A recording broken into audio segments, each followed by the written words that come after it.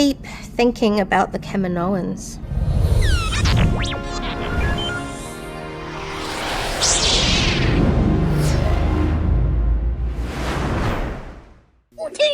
In the Bad Batch episode 9, we learn from Tech that Omega is a genetically unaltered clone of Jango Fett. This of course makes her Boba Fett's sister, but honestly guys, I think there's much more to Omega's identity, and there are some big clues that point to her DNA being more desirable than just simply pure first generation genetic material. My first question is, if Omega is a direct Jango clone, why was this information kept from her? In the episode, it's Hunter who has to reveal this information to Omega for the first time in her life. As we know from the Clone Wars, all the other clones seemingly knew exactly who Jango Fett was. So there must be a reason why the Kaminoans kept this information from Omega, as well as the rest of her origins. Otherwise, they would have just had Cad Bane bring her to Kamino instead of the defunct cloning facility that we saw. For whatever reason, it's clear that they wanted to keep her a secret. Now, if she's genetically identical to Boba and Jango Fett, who were both allowed to leave Kamino, then surely there would be no issues with getting her back. As I've seen other people speculate, there is probably some part of her genetic code that someone higher up wants. The only logical person this could be is Palpatine. Now I know that people are sick of the Palpatine story, but in this case, it does actually make sense. Now I'm not saying she's a Palpatine in any way, but rather has genetic material that he wants and needs to progress his own goals. Now here's the big question.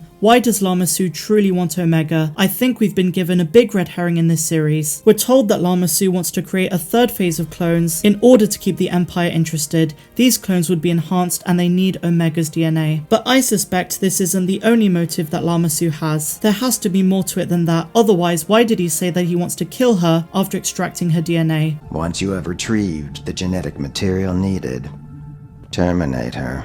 After using the genetic material, he clearly doesn't want anyone replicating their experiment. But exactly what that cloning experiment entails depends on the truth of why Omega is so special. More and more in this series, I'm warming up to the idea that Omega is far more powerful than we think. And while we don't know yet the full story of her origins, we're in for quite a plot twist. So these are just some thoughts I have at this stage. I will rewatch the episode and I'm probably going to make some more theory videos. But what do you guys think? What makes Omega so special? What is her true purpose? Or do you think she's simply a Jango Fett clone? To be honest with you, if she is a Jango Fett clone, I'm absolutely happy with that, but it truly feels like the series is teasing something more about her. So as I say guys, let me know in the comments down below. If you enjoyed this one, please be sure to give me a big fat thumbs up, subscribe to the channel, and I will see you next time. I'm Star Wars Meg, wishing you all a phenomenal rest of the day, no matter where you dwell in the galaxy. Have a good one.